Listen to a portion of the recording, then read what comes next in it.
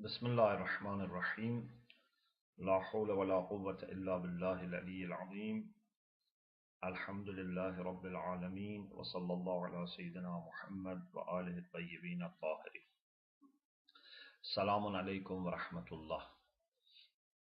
I hope you can see me and hear me.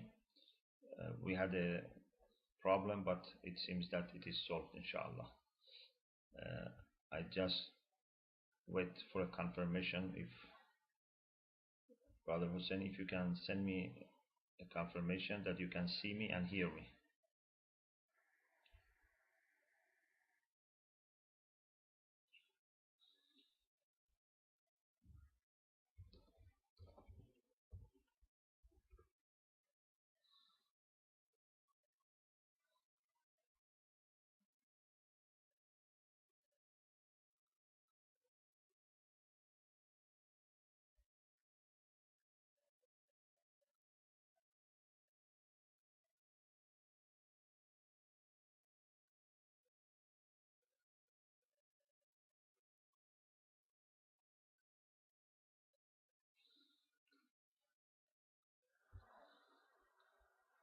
Okay.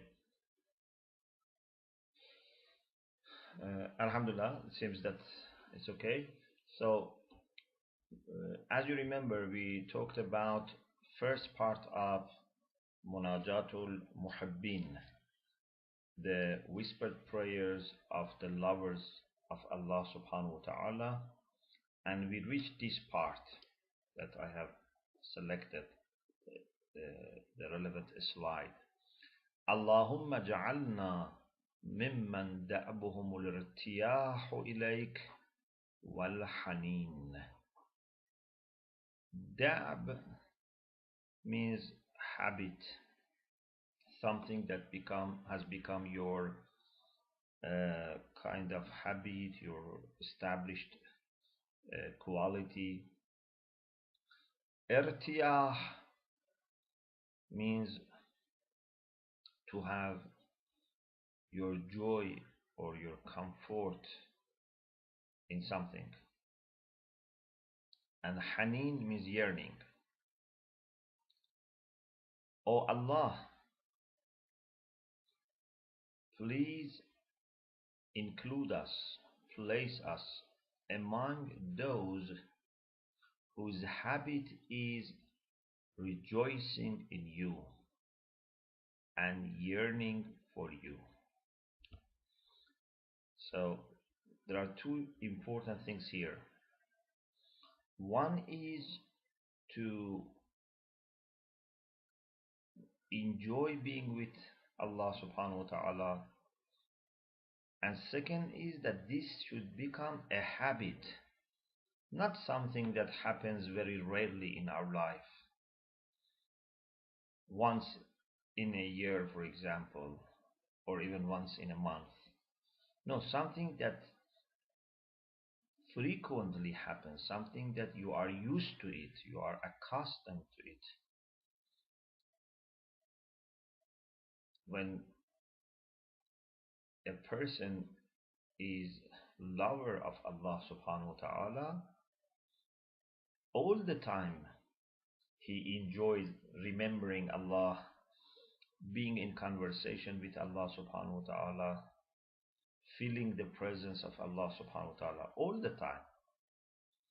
Not that every few months or few years such connection happens. Allahumma ja'alna mimman da'abuhum al-irtiyahu ilayk wal hanin. Oh Allah, please place us among those whose habit is rejoicing in you and yearning for you. Hanin means yearning. We have a pillar in the mosque of the Prophet sallallahu alaihi wasallam, Masjidun Nabi, which is known as the pillar of Hannane, Usqowana Hannane. That was the pillar that the Prophet sallallahu alaihi wasallam used to stand next to it and put his back on it And when the pulpit was made and the Prophet used pulpit instead of that pillar when he was speaking, that pillar, you know, cried out of yearning for Rasulullah and missing Rasulullah, became known as Ustawaneh Hannane. So Hanin means yearning. The next sentence, وَدَهْرُهُمْ as الزَّفْرَةُ وَالْأَنِينَ.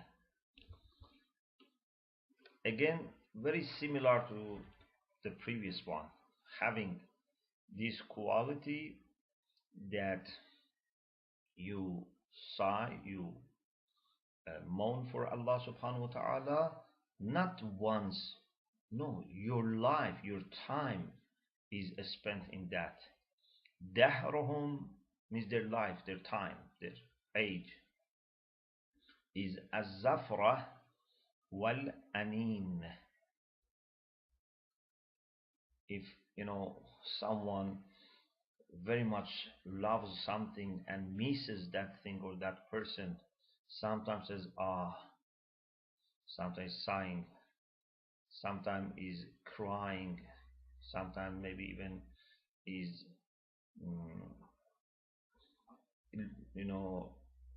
behaving in the way that if someone doesn't know what has happened to this person, think that this person maybe is mad or this person maybe is ill. The yearning for Allah subhanahu wa ta'ala becomes so powerful that if you feel that you are not connected to him, you would miss him so much that you want to cry, you want to sigh. جباههم ساجدة لعظمتك. Their forehead are bowed down before your mightiness. They go to sujood, they prostrate before your mightiness. I think sujood, which is one of the most intimate connection to Allah subhanahu wa ta'ala, is a sign of reaching Allah subhanahu wa ta'ala.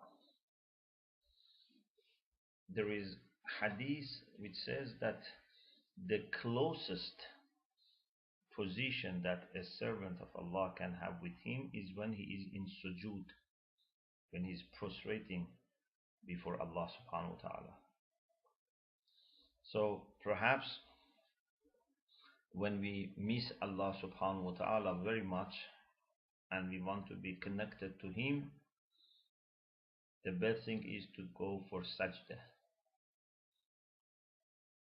It is a connection with Allah subhanahu wa ta'ala. That is the time where we are the most humble, and therefore we are in the closest condition, the closest position to Allah subhanahu wa ta'ala. It is the greatness of Allah and the mightiness of Allah that leads us to do sajda. If someone doesn't understand the mightiness of Allah, doesn't go for sajda. This is acknowledgement of his high position and acknowledgement of our very, very humble situation with respect to Allah subhanahu wa ta'ala. Then we say وَعُيُونُهُمْ سَاهِرَةٌ فِي خِدْمَتِكَ. Their eyes are wakeful in your service. Sahir with ha, not with ha, because we have sahir with ha, which comes from sihr, from magic, and sahir means magician. But this is with ha, and this means not to sleep during the night. Those who love Allah subhanahu wa ta'ala,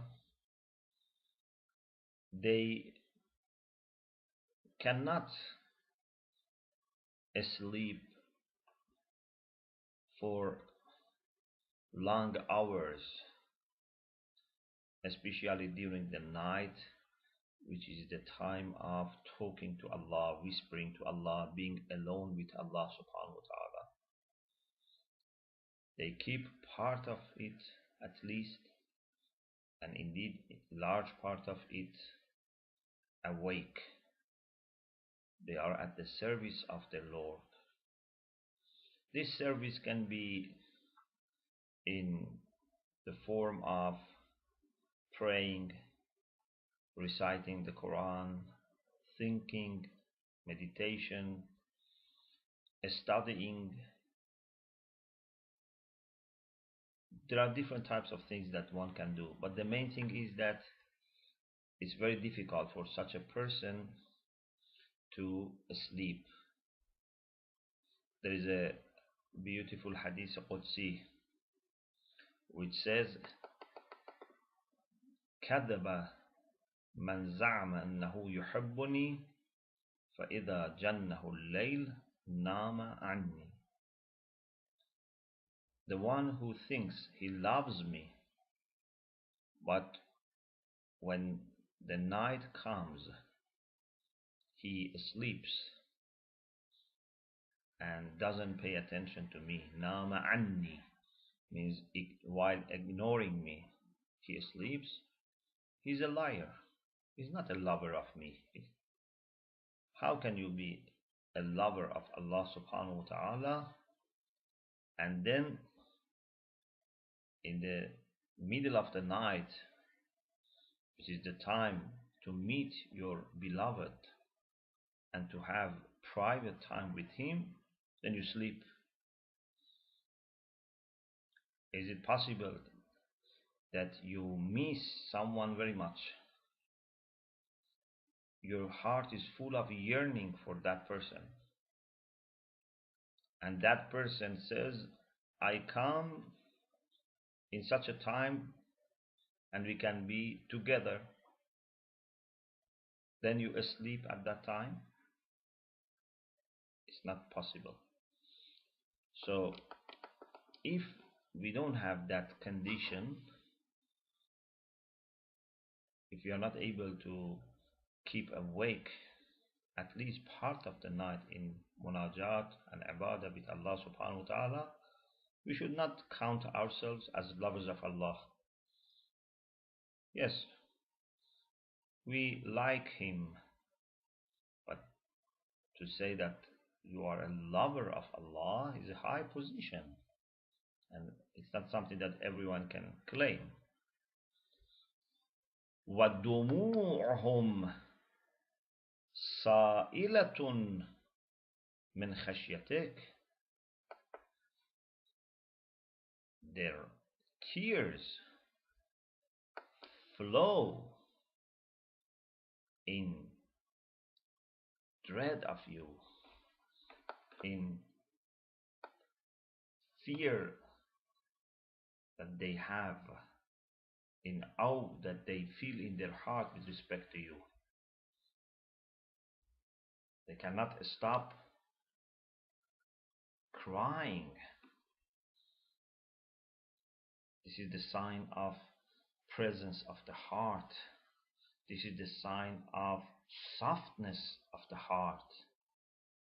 That when you are thinking of Allah and understanding His greatness, you cannot do anything other than doing sajda for Him and crying.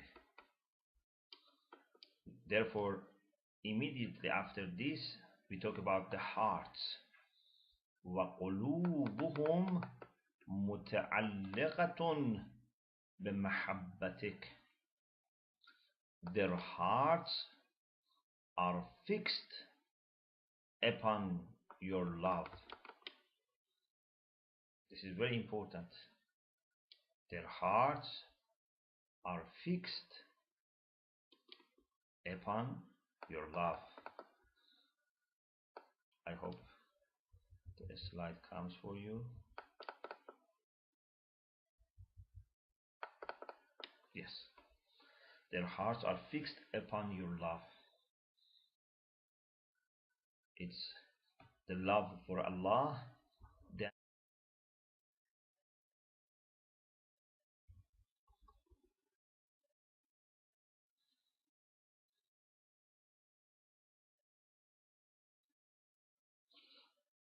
Bismillah ar-Rahman ar-Rahim.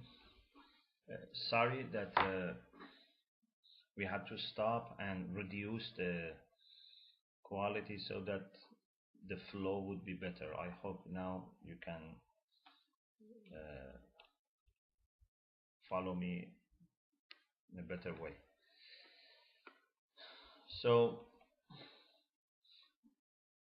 وَقُلُوبُهُمْ مُتَعَلِّقَةٌ بِمَحَبَّتِكَ.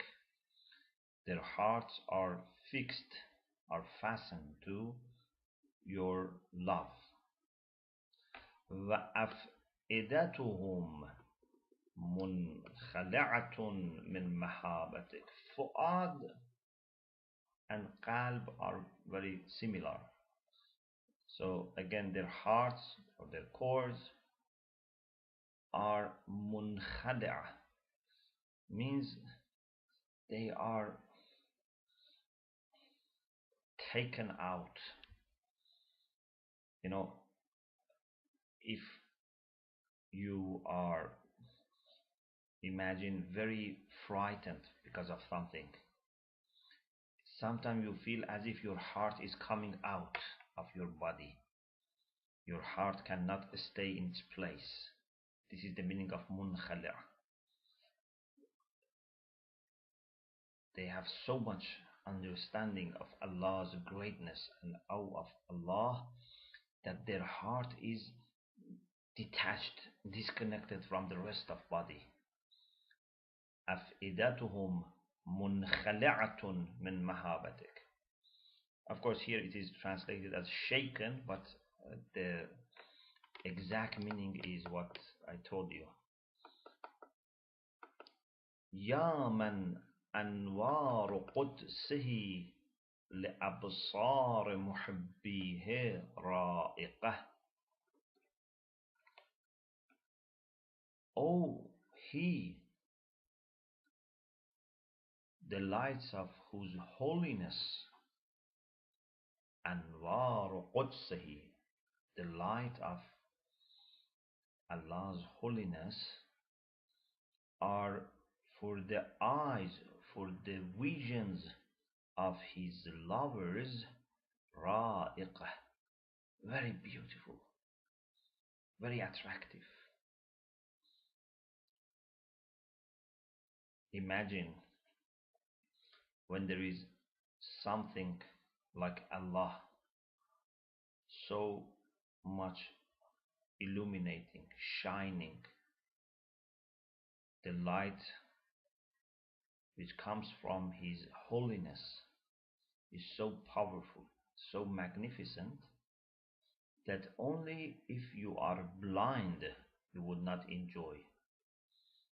If you have vision, if your eyes are working, you cannot do anything other than being attracted to that. O He whose lights of holiness attract and induce wonder in the eyes of His lovers. وَصُبُحَاتُ وَجْهِهِ لِقُلُوبِ عَارِفِيهِ شَائِقَةٌ. And the glories of whose face arouse the longing of the hearts of those who know Him, those who have personal relation with Him, personal knowledge of Him, Arif, the one who have ma'rifah of Him. Not just they know that He exists, Not just they know that he has these qualities. No, they have personal relation with him. This is the meaning of irfan, to have personal relation with Allah subhanahu wa ta'ala. Sometimes you know of a town because you have read about it or you have heard about it. But sometimes you have lived in that town. You know it in a very personal way.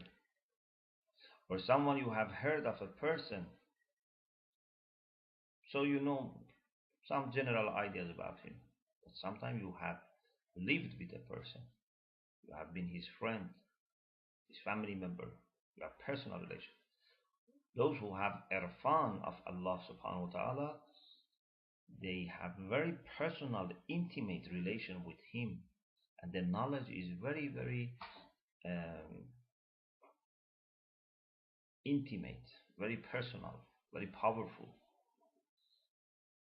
Ya muna qulub al-mushtaqin.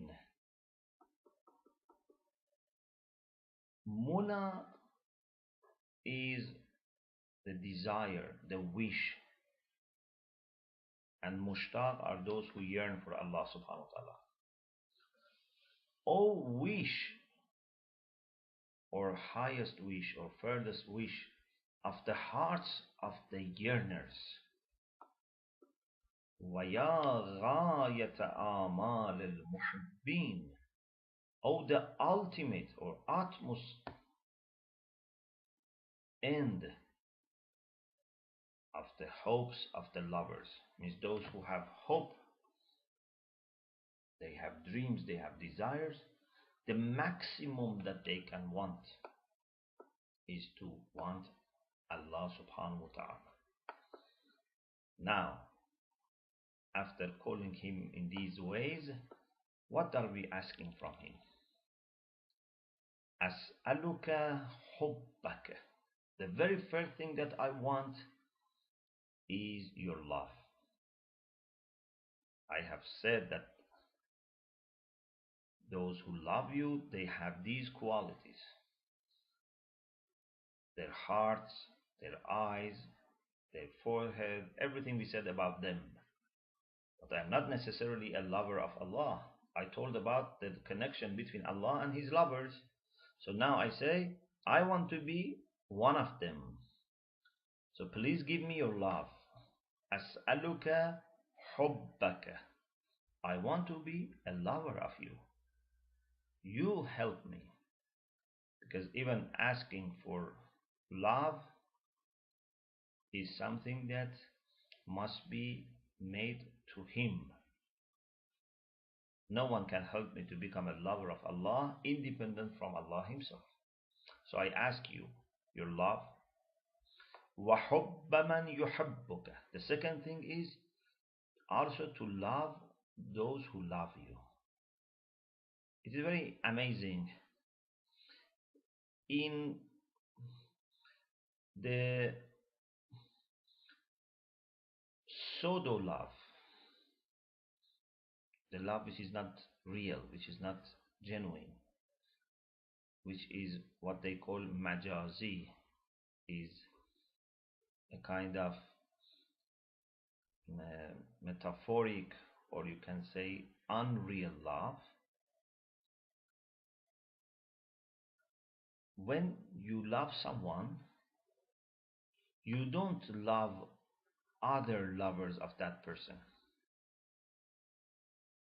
If I love a person,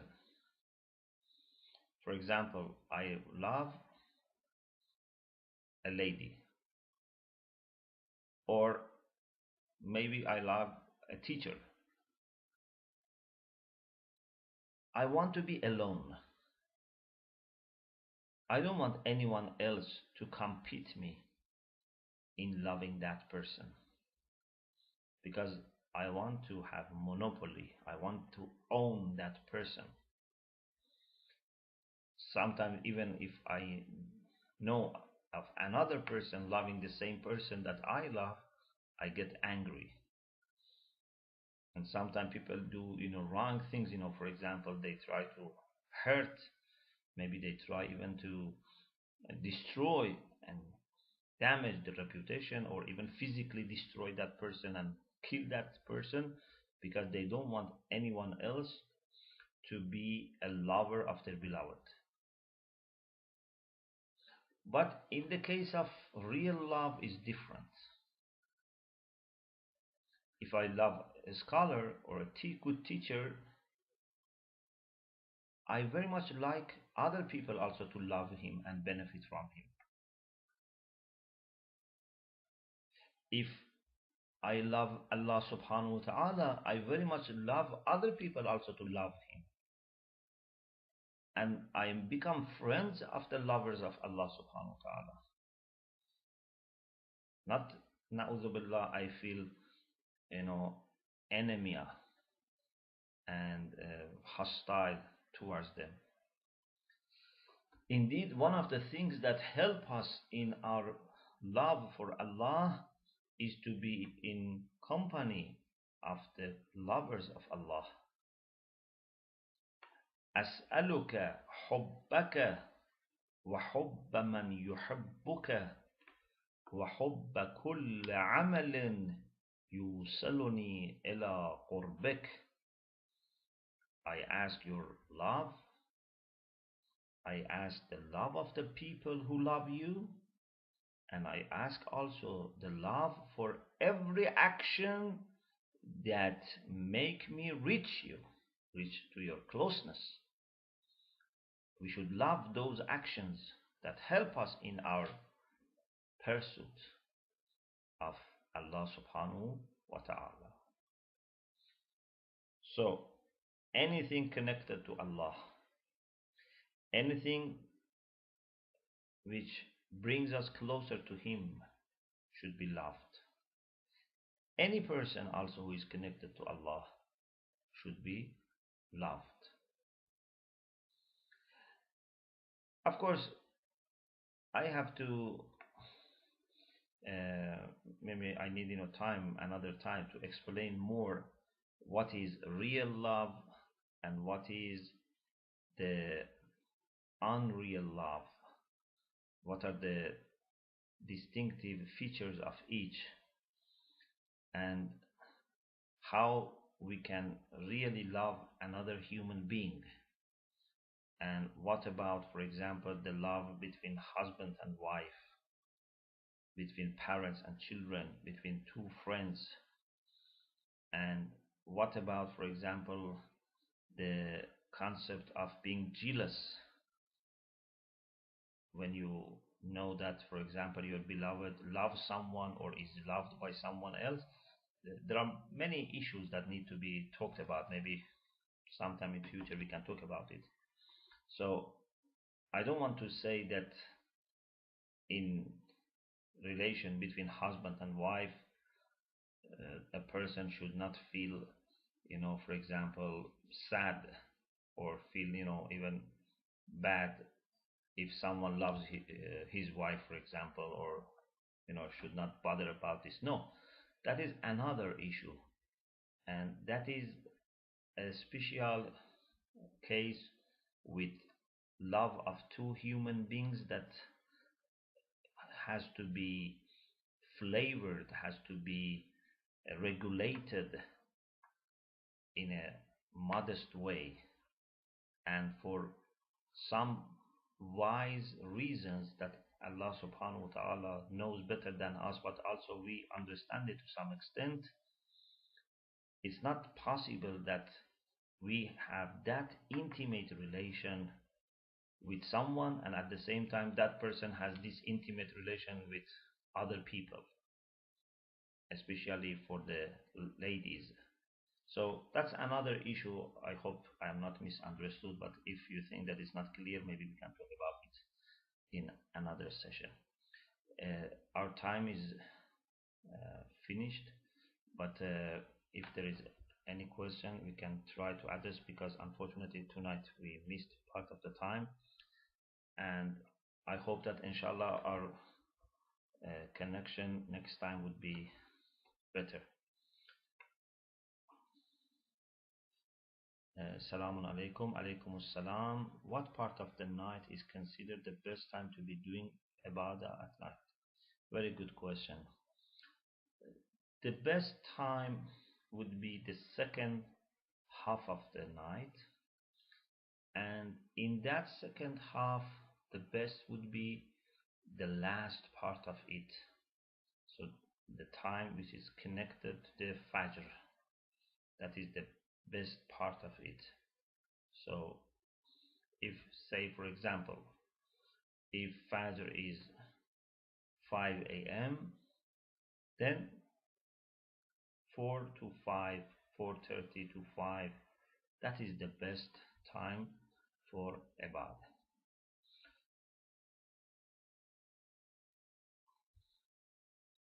Is there any question?